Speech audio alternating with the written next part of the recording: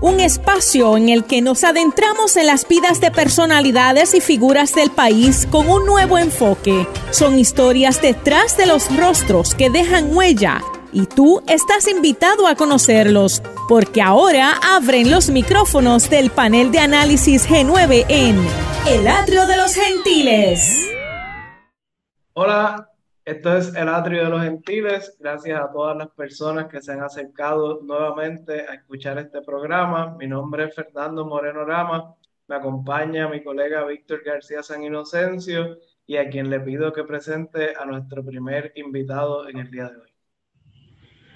Bueno, gente, qué alegría que puedan escucharnos y vernos a través de las redes en esta primera edición, ya con nuestro primer invitado al Atrio de los Gentiles.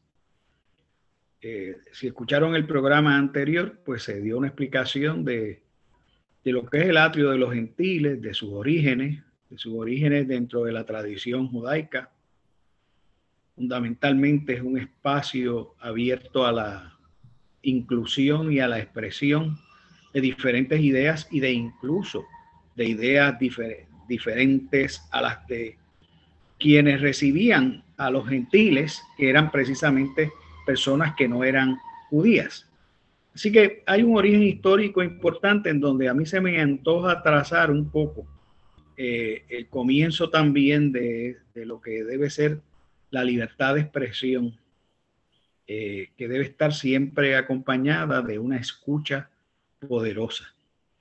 Así que me da gusto darle la bienvenida a ustedes, al decano Fernando Moreno de la Facultad de Derecho y a nuestro invitado, el doctor Edwin Irizarry Mora, que procedo a presentar para propósitos de registro de generaciones futuras si examinan este documento, esta grabación, porque el doctor Edwin Irizarry Mora es una persona muy conocida en Puerto Rico.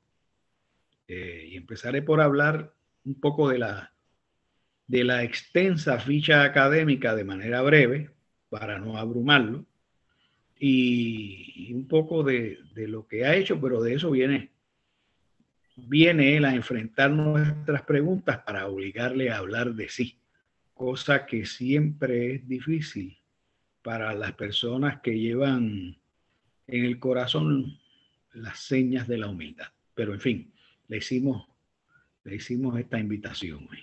El doctor Edwin Irizarry Mora es oriundo de Mayagüez, nació allí, van a ser casi 60 años. Está casado con su compañera Elisa desde hace décadas, desde que fueron novios. Llevan más de 2/3 de la vida juntos.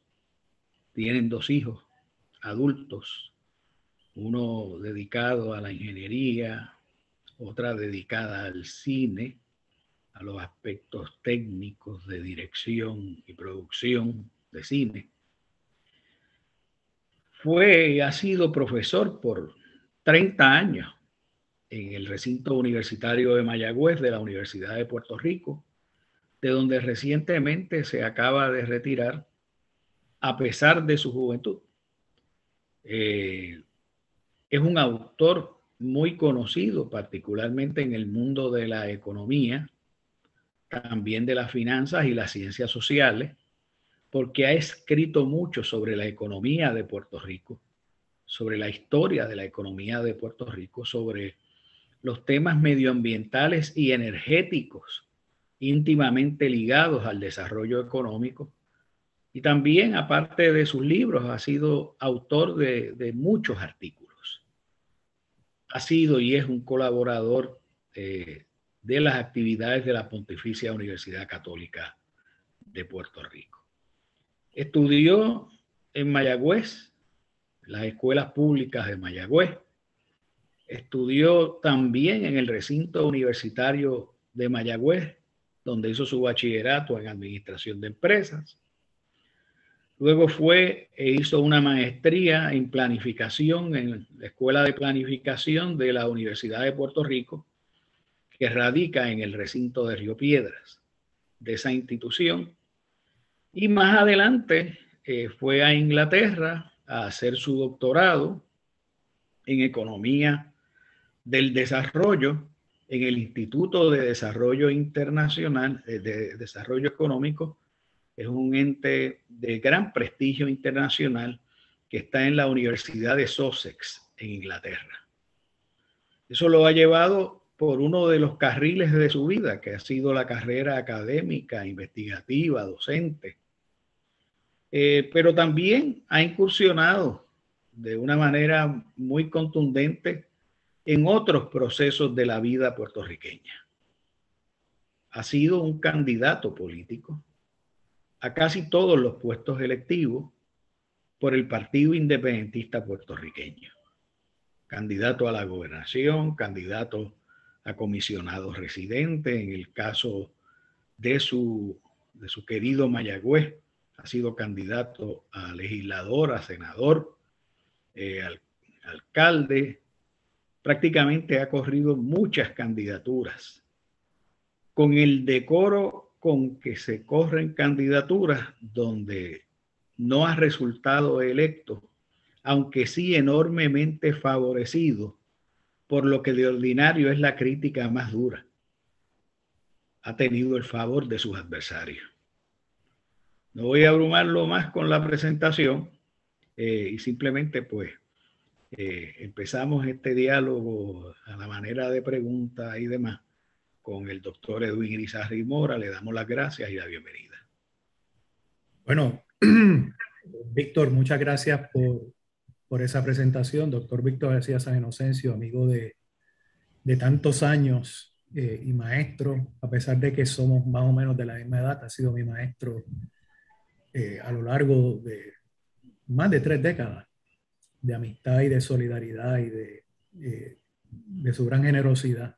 Y al señor decano, profesor Fernando Moreno Orama, con quien no había tenido el placer y el privilegio de compartir. Gracias por invitarme y por tener esta oportunidad de dialogar sobre los temas que ustedes tengan a bien traer, ¿verdad? Y como decía Víctor, a mí se me hace un poquito difícil hablar de lo que uno ha hecho, ¿no? Y de la trayectoria profesional académica de uno mismo, pero pues contestaré las preguntas de la manera más breve posible, ¿verdad? Dentro del tiempo limitado que tenemos en esta gran iniciativa de la cual tanto el profesor Moreno como el profesor García San Inocencio me acaban de hablar antes de comenzar el programa, y les felicito por continuar con estas iniciativas tan importantes que llevan educación, llevan información fundamental a nuestra comunidad y que tanta falta hace, ¿verdad? Esto tanto dentro como fuera de la academia. Don Edwin, de nuevo, gracias por participar en este programa. ¿Soñó alguna vez ese niño de Mayagüez en llegar a ser catedrático de la Universidad de Puerto Rico, en llegar a ser candidato a la gobernación? ¿Cómo nos puede explicar un poco ese desarrollo? Bueno, no soñé. Uno francamente no sueña con esas cosas. Van ocurriendo, ¿verdad? A lo largo de la vida, cuando uno es niño. En el contexto en el que yo me crié, en el barrio Cristi Badi de la ciudad de Mayagüez, barrio obrero, urbano, con mucha solidaridad, con mucha vida en comunidad que lamentablemente se ha ido perdiendo. En este momento ese barrio está moribundo, al igual que tantos barrios en nuestro querido país. No soñé con eso, simplemente fui un muchacho de barrio como cualquier otro. Y en la medida en que uno va creciendo, ¿verdad? Y va teniendo el apoyo y la instrucción y la orientación de tantas buenas maestras y buenos maestros que tuve, como bien decía Víctor, en el sistema educativo público. Yo soy producto tanto de la escuela elemental como de intermedia y superior de la escuela pública en Mayagüez.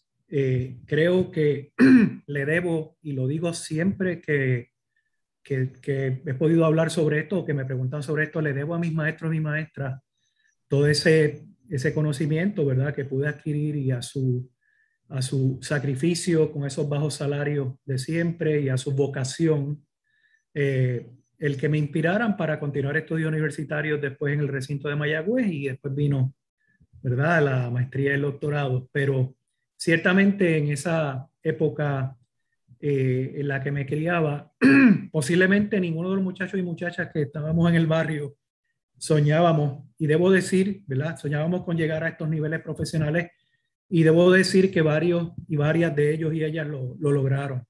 Y eso a nosotros nos enorgullece, ¿verdad? Porque somos producto de la escuela pública y los sacrificios de los padres y madres nuestros en la forma en que nos criamos, ¿verdad? Con muchas limitaciones económicas, pues yo creo que ese sacrificio de los padres y madres nuestros valió la pena. La trayectoria académica que Víctor nos describió, cómo se fueron uniendo esos puntos, ¿verdad? Cómo uno va del colegio a la escuela de planificación, luego a Inglaterra. Pues mira, sí, eso es bien interesante porque cuando yo termino el bachillerato en Administración de Empresas en el recinto de Mayagüez, en el colegio de Mayagüez de la UPR, el major mío fue en contabilidad, pero yo tenía un minor en economía y en finanzas. Trabajé un año como contador en una empresa multinacional cuando terminé el bachillerato, en una farmacéutica. Y ese año de trabajo como contador me disciplinó en muchos aspectos que resultaron ser útiles para los estudios graduados. Pero la pregunta es ¿verdad? Es pertinente porque yo no seguí en el mundo de las finanzas de las empresas corporativas como ha sido mi primer grado universitario, así que mi inclinación era para seguir estudiando economía. Había tomado cursos de economía y finanzas en mi bachillerato, así que la planificación económica fue esa disciplina que me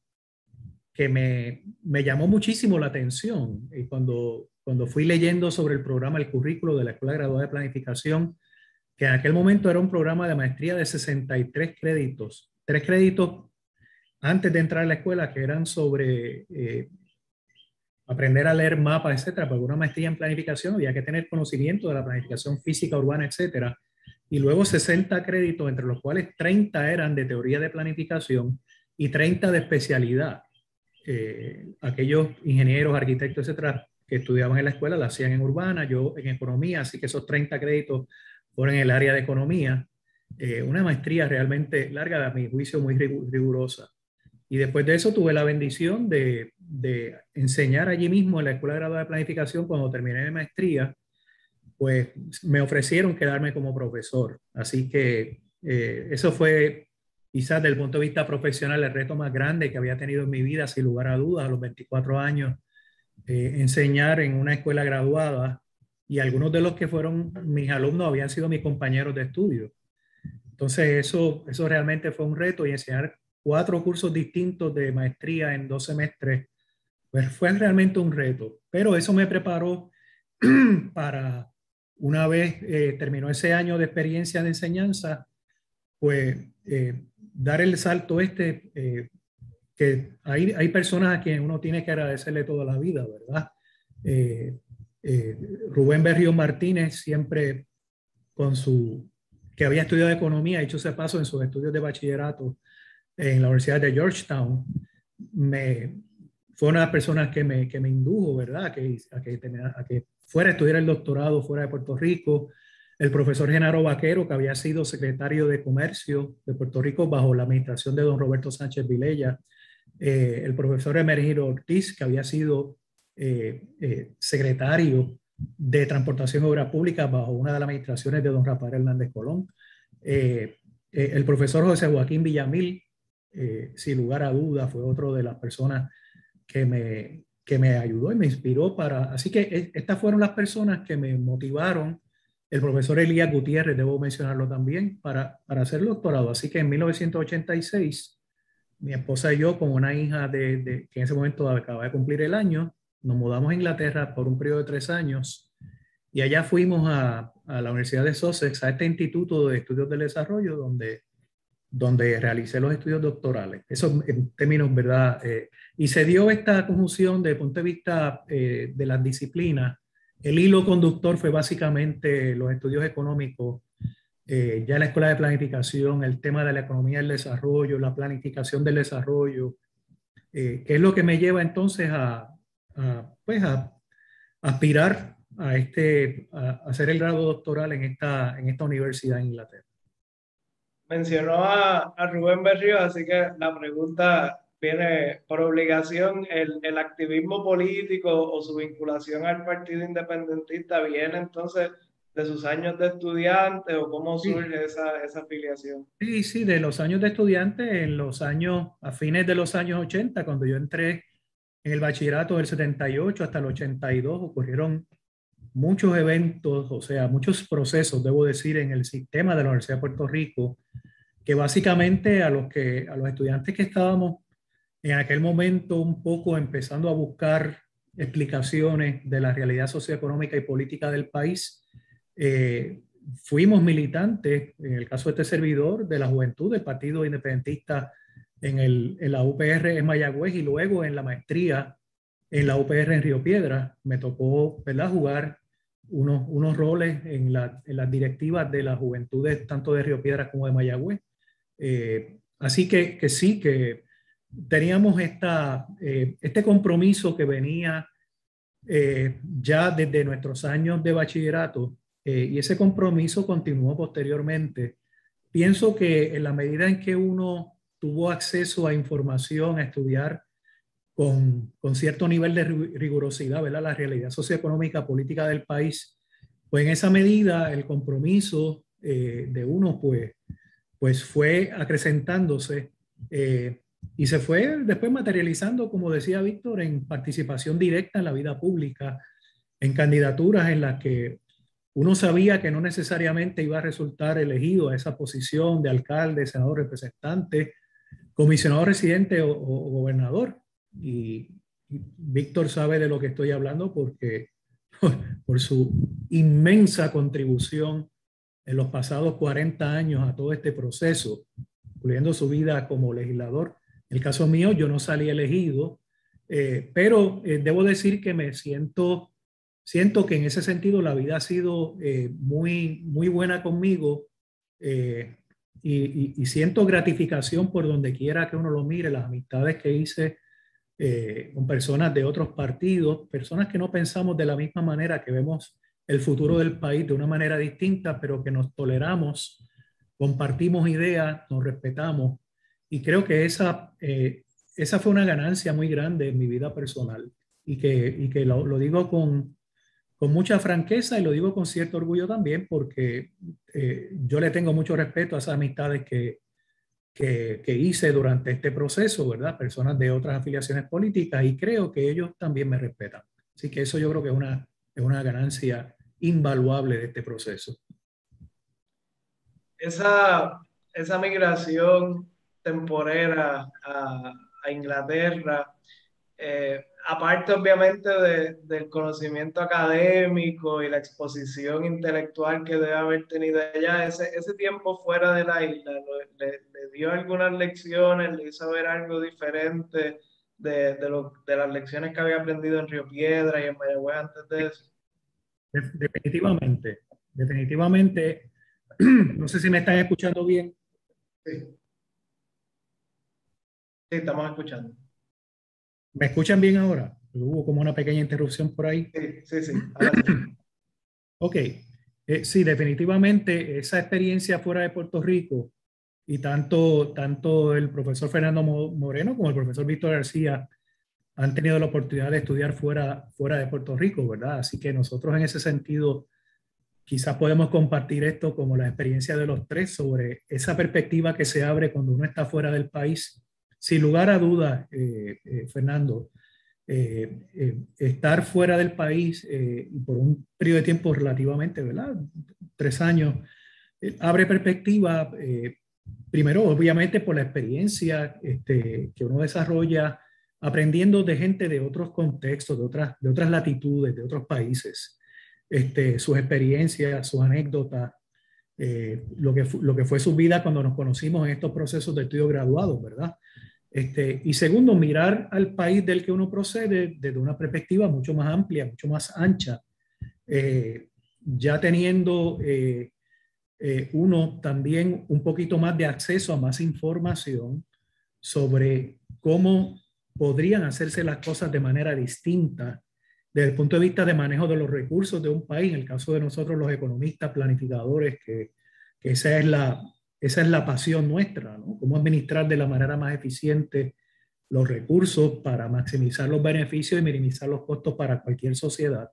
Y también desde la perspectiva política, naturalmente. Así que la respuesta a esa pregunta es que sí, el estar fuera del país, sin lugar a dudas, se lo recomiendo a todos los alumnos y alumnas que tengan la oportunidad de hacer estudios graduados fuera. Abre perspectiva y ayuda a entender y a comprender mucho más eficazmente nuestra realidad como país. Víctor, sé que estás loco por hacer una pregunta, pero acabamos de concluir el primer segmento, así que vamos a una pausa y regresamos enseguida. El Atrio de los Gentiles. Bienvenidos nuevamente al Atrio de los Gentiles. Estamos conversando en el día de hoy con el profesor Edwin Irizarry Mora. Mi nombre es Fernando Moreno Rama y tengo a Víctor García San Inocencio con una pregunta en la punta de la lengua. Así que, Víctor. Sí, me gustaría entrar un poco en Honduras. Doctor, profesor, amigo y hermano. Nosotros tenemos algunos amigos en común. Y hay algunos que han dejado una huella especial en nuestra vida. Estoy pensando precisamente en uno. Usted fue vecino de él en el Viejo San Juan. Y a mí me gustaría que tuviésemos el beneficio de que usted nos contara qué ha derivado de esa amistad y como un aprendizaje para todos los que los estamos escuchando. Me estás hablando de don Heriberto Marín Torres, una de las personas más nobles, más generosas que he conocido en mi vida, uno de los seres humanos más extraordinarios, más sencillos y humildes, que próximamente, dicho sea paso, en este mes, creo que el próximo 23 de este mes, cumple 93 años. Don Heriberto Marín, para los de nuestra generación, la generación de Víctor y mía, que la compartimos, y los que estuvieron un poco antes que nosotros y todos los que han estado un poco después, tienen en don Heriberto Marín Torres a un ser humano que a sus 21 años, determinó que iba a darlo todo, lo que era su juventud. De hecho, ya había entrado en la Universidad de Puerto Rico, en Río Piedra, había sido admitido en ese momento cuando ocurre la revolución del 50, del 30 de octubre de 1950, don Heriberto tuvo que dejar todos esos planes de estudios universitarios a su amada novia en aquel momento, doña Cándida Centeno, doña Candita, que en paz descanse, y participa como uno de los dirigentes de la revuelta del 50, el 30 de octubre del 50. Eso significó, el precio que pagó fueron 9 años en prisión, 9 años durante los cuales don Heriberto nunca se quejó. Y cuando sale, a la edad de 29, 30 años de la prisión, forma esta familia con sus 4 hijos, que son nuestros 4 hermanos y hermanas, tanto de Víctor como este servidor, los hijos de don Heriberto y doña Candita. Pero don Heriberto, a lo largo de su vida, nunca le escuchamos una queja de los tratos que sufrió en la prisión, de qué significó ese sacrificio de 9 años simplemente por levantar la bandera con doña Blanca Canales desde un balcón en el pueblo de Jayuya, ese 30 de octubre de 1950. Y ha sido una persona que lo que ha brindado a los que están a su alrededor es amor, cariño, generosidad, ayuda. Y es el ser humano que a todos nos gustaría ser como don Heriberto, y a lo largo de su vida siguió teniendo como norte, nunca claudicó en su ideal de la lucha por la independencia de Puerto Rico, y siendo una de las personas más tolerantes y más generosas en el diálogo con las personas que no piensan igual que él. Además de que es una persona con una profunda espiritualidad, un católico de toda la vida, con un profundo sentido ¿verdad? De su visión particular sobre lo que debe ser la vida humana, vivir en el contexto de un cristianismo práctico, de un catolicismo que él lo llevó muy bien, lo ha llevado a lo largo de su vida. Una de las personas más nobles y que más influencia ha tenido en todos nosotros, en el sentido de que a uno le gustaría ser tan noble y tan generoso y tan valiente, tan valeroso como don Heriberto Marín. Así que a él nuestro abrazo desde acá, desde esta entrevista, y nuestra admiración y respeto y cariño de siempre, don Heriberto. Yo sé que hemos vivido mucho, ¿verdad? Hemos tenido ese privilegio. Cuando ya llegamos a los 60 y pasamos de los 60, pues uno se siente triplemente agradecido de la vida. Pero si tú fueras a ser grande de nuevo, aparte de como don Heriberto, ¿cómo te gustaría ser a ti? ¿Como quién? Obviamente uno tiene, ¿verdad? Lo que tenemos, nuestra profunda fe, a uno le gustaría ser como Jesucristo, sin lugar a dudas. Siendo uno un ser humano que no tuvo ese nivel de desarrollo espiritual que tuvo nuestro Señor Jesucristo, pues mira, Víctor, me hubiese gustado quizás haber hecho algunas cosas a lo largo de mi vida. Desde el punto de vista de la educación, fíjate, pienso que estos 31 años, 30 en Mayagüez y uno en Río Piedras, de educación universitaria, quizás me hubiese gustado haberlo complementado un poco con participación en la educación preuniversitaria, sobre todo a nivel de escuela superior. Y sé que este es un tema que, por una publicación que viene por ahí, en la cual Víctor es un coautor importante de esta publicación, que es para estudiantes de escuela superior, es un tema, a mi juicio, de absoluta trascendencia, más ahora en las circunstancias en que se encuentra nuestro país. Yo pienso que nuestros jóvenes, muchachos y muchachas de escuela superior, están en una edad que es fundamental para lo que ellos van a hacer en el futuro. No solamente esto es válido para Puerto Rico, esto es válido para todos los países del mundo, pero las circunstancias particulares de esta debacle moral que está viviendo el país, y de estas situaciones que estamos observando con tanta preocupación, de tanta violencia, ¿no? Agresiones, etcétera, poco respeto por la vida humana. Pienso que estos jóvenes y estas jóvenes de escuela superior tenemos que llegar más a ellos, y a mí me hubiese gustado ciertamente en esta función, en este rol que me asignó la vida, haber sido maestro en la escuela superior, quizás conjuntamente con la universidad. Es algo que, por supuesto, todavía uno podría hacer, pero por esa misma razón yo siento una admiración particular por los que fueron mis maestros y mis maestras, tanto de escuela elemental como de escuela intermedia y superior. Y por eso quizás también me hubiese gustado parecerme a algunos de los que fueron mis maestros y maestras, y tener esa vocación adicional que uno observó en ellos, ese sacrificio, esa carga de trabajo tan inmensa del maestro y la maestra de escuela pública, que, dicho sea de paso, debo decir también que la tiene el maestro y la maestra del sector privado, en los colegios y academias privados, y muchas ocasiones también con salarios que no necesariamente son salarios adecuados. Así que Eso me hubiese gustado. En el caso, también debo añadir que me hubiese gustado quizás cultivar un poquito más el deporte, la música. Los cultivé desde niño. Ahora soy un atleta y un músico frustrado, más o menos. Pero mi hijo y mi hija, pues en eso pudieron cumplir algunas de esas metas que yo no pude cumplir por circunstancias muy particulares, ¿verdad? De lo que fue mi vida desde niño y adolescente. Yo concurro con la apreciación sobre la importancia de los maestros en la formación de jóvenes.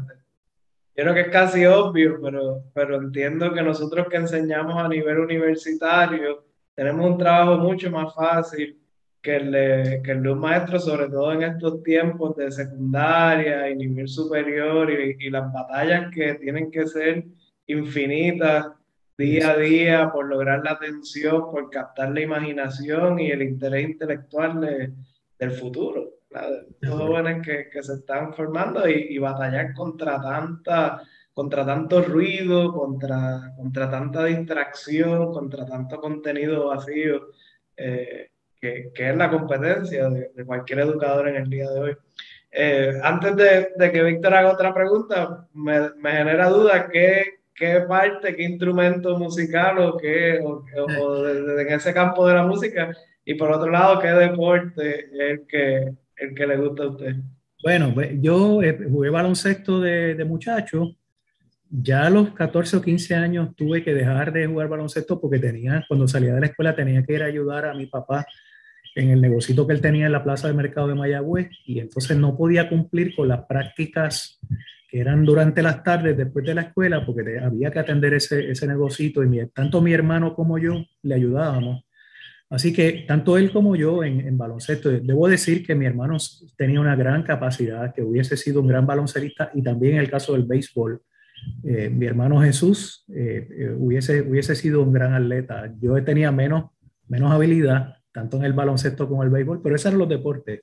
Y en los deportes que practicábamos, y en el caso de la música, pues toqué mandolina en la Escuela Libre de Música de Mayagüez, la Escuela Libre de Música Ernesto Ramos Antonini. Y empecé un poquito con flauta también, pero las cuerdas son los instrumentos que me gustan. Ahora, después ya de adulto, he estado tratando de aprender guitarra y cuatro, y estoy en ese proceso. Y debo decir que soy un aprendiz todavía. Dicho sea de paso, mi profesor de guitarra enseña en la Escuela Libre de Música, Ramos Antonini de Ponce. Es el profesor Raúl Grant Bassat, un gran guitarrista, pero pues yo tratando un poquito de ver si logro, aunque sea, sacar un aguinaldito para estas próximas Navidades. Sí, Edwin, doctor Irizarry Mora, disculpe. Si te encontraras una de esas lámparas raras con un genio raro dentro, ¿qué 3 batallas querrías dar si fueran las últimas 3? La primera, sin lugar a dudas, acabar, si tuviera ese poder, esa lámpara mágica, dar la batalla para acabar con la pobreza y la desigualdad en Puerto Rico y a nivel internacional. Si hay algo que afecta mi ánimo, me conmueve y que no lo puedo comprender racionalmente porque uno lo ve y uno dice, ¿cómo es posible que esto esté ocurriendo? Es estos índices de pobreza y desigualdad que uno observa.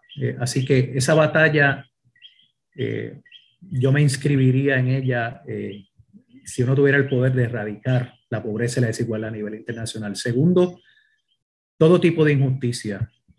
Erradicar todo tipo de injusticia que obviamente ahí se incluye la injusticia socioeconómica de estos fenómenos de pobreza y desigualdad, ¿verdad? Pero todo tipo de injusticia y erradicarla desde la perspectiva de que el mundo pueda lograr en su momento que cada ser humano tenga el nivel de vida, tenga la paz, la participación ciudadana, el derecho a la educación, a la salud, a la vivienda, al transporte, a una alimentación adecuada. Todos estos, que dicho sea de paso, ¿verdad?, son básicamente los objetivos del desarrollo de Naciones Unidas que se han plasmado durante muchos años, se han actualizado. Pero todo esto, ¿verdad?, enmarcado dentro de esa erradicación de la injusticia.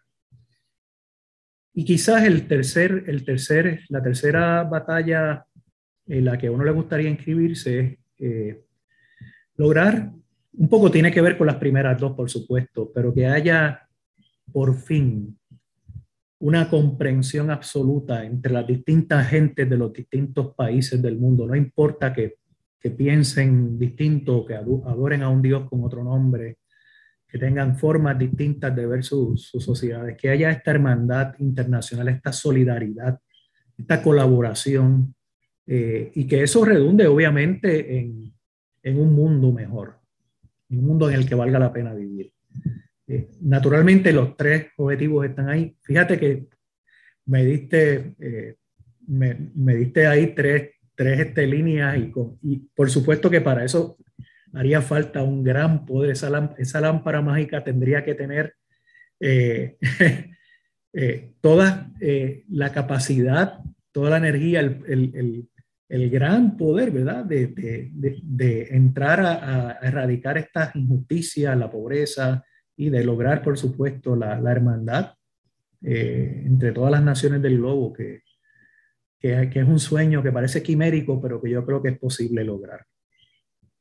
Voy a pasar el turno enseguida a Fernando porque se me está acabando el tiempo, pero ¿de qué va a ser tu próximo libro? Si ya tiene título. Mira, no sé si será un libro finalmente, pero tengo en planes desarrollar una investigación sobre los aspectos de la economía política de la emigración puertorriqueña. Tema que ha sido estudiado por varios colegas puertorriqueños y del exterior. Yo quisiera hacer una contribución a través de una mirada desde la perspectiva de la economía, de la planificación, pues, del trasfondo académico profesional mío, a esa experiencia migratoria, quizás tomando como punto de partida a mediados del siglo XX hasta nuestros días, pero quizás un poco enfatizando en las 2 décadas más recientes, y cómo se explica desde el punto de vista de la relación político-económica de Puerto Rico con Estados Unidos, la forma en que se ha dado la emigración puertorriqueña, particularmente hacia Estados Unidos continental. Creo que eso se va a convertir en una publicación, no sé si de largo de un libro, pero estoy en un proceso para ver si ya fue aceptada la propuesta en la Universidad de Oxford en Inglaterra, y la tengo pendiente para en algún momento trasladarme por un periodo de alrededor de 3 meses mínimo para trabajar en esa investigación, y ese debería ser el próximo trabajo mío, ¿verdad?, investigativo. Yo tengo 2 preguntas que van más o menos de la mano. Una es, ¿qué le quita el sueño a Edwin Irizarry Mora por las noches? ¿Qué problemas de los que enfrentamos colectivamente, de los que más le preocupa actualmente? Y por otro lado, ¿qué le da esperanza? ¿Qué lo ayuda a salir de la cama por la mañana y dar las batallas del día a día? Esa es una gran pregunta, decano Moreno, porque fíjate que no mencioné las tres posibilidades que Víctor me dio con la lámpara mágica, pero aquí aprovecho para mencionar que lo que más me mortifica en lo inmediato, lo que está en el ambiente inmediato en el que ¿verdad?, que uno convive cotidianamente, es la situación política de Puerto Rico. Mi sueño es que Puerto Rico obtenga su independencia, se convierta en una nación adicional de las naciones del orbe, que se mande a sí mismo, y que los puertorriqueños y puertorriqueñas podamos gozar de nuestra soberanía, nuestra independencia nacional. Esa aspiración conlleva mucho de lo que he hablado, ¿verdad?, en la entrevista, particularmente el logro de la justicia, de una sociedad más igualitaria y de equidad. ¿Qué me da la esperanza? ¿Qué me alienta a levantarme todos los días? Primero, ¿verdad?, mi fe cristiana, por supuesto. Segundo, la esperanza de uno poder contribuir, aportar a un mundo mejor con los recursos que uno tiene, ¿verdad?, individualmente, con la capacidad que uno pueda tener, tanto intelectual como la capacidad físico-motora, ¿verdad?, de uno poder aportar y de aportar además ideas, recomendaciones, sugerencias para ese mundo mejor. Porque yo creo que vale la pena, que la vida está aquí, que es un gran regalo que nos ha hecho Dios y que debemos estar preparados para aportar a que esa creación de la que somos parte sea mucho más llevadera para todos los seres humanos. Y en la medida en que uno puede aportar a eso, yo me levanto con gran entusiasmo todas las mañanas. Eso no quiere decir que uno no tenga bajones de ánimo. Eso no quiere decir que uno tenga pesadumbre y que haya problemas que a uno le afecten y le conmuevan. Pero por esa misma razón tenemos que seguir adelante. La vida tiene que ser así. Esa sería también mi invitación a todos los que están, todas las personas que están escuchando esta entrevista, que tengan eso como norte, que sigamos hacia adelante y que aspiremos a tener una sociedad mejor. Víctor, nos queda un minutito. Bueno, pues si nos queda un minuto, vamos a tener que ir redondeando. Para mí, conocer y ser amigo del doctor Edwin Irizarry Mora ha sido un honor toda la vida. Durante más de 30 años, quizá cuidado si estamos bordeando los 40. Compartir aprendizajes juntos, buenas, a veces raras experiencias, no hay malas experiencias, también lo ha sido. Y pienso que de los jóvenes de mi época, es de los que más rectilíneamente ha caminado por lo que yo llamo una santidad civil. Sus adversarios y hablan bien de él, todo el mundo, pero no es hablar bien de él el día que se muera. Eso pasa siempre.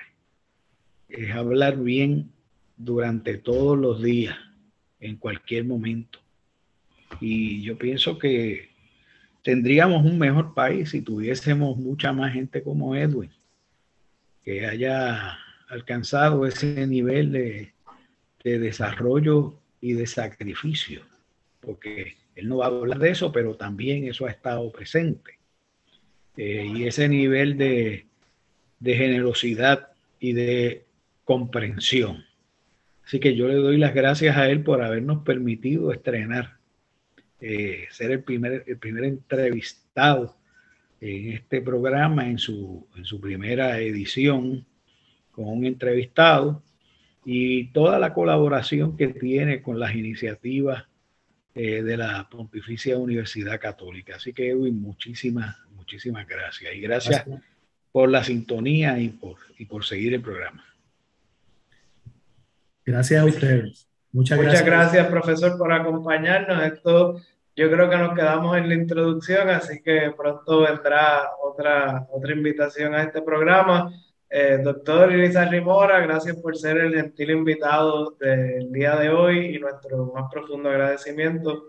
Muchas gracias a las personas que nos han escuchado y recuerden que pueden conseguir este programa en Católica Radio y a través de las plataformas de redes sociales de la Pontificia Universidad Católica de Puerto Rico.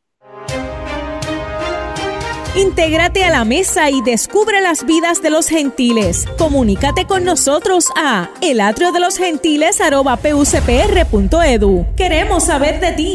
El Atrio de los Gentiles es una producción de la Pontificia Universidad Católica de Puerto Rico.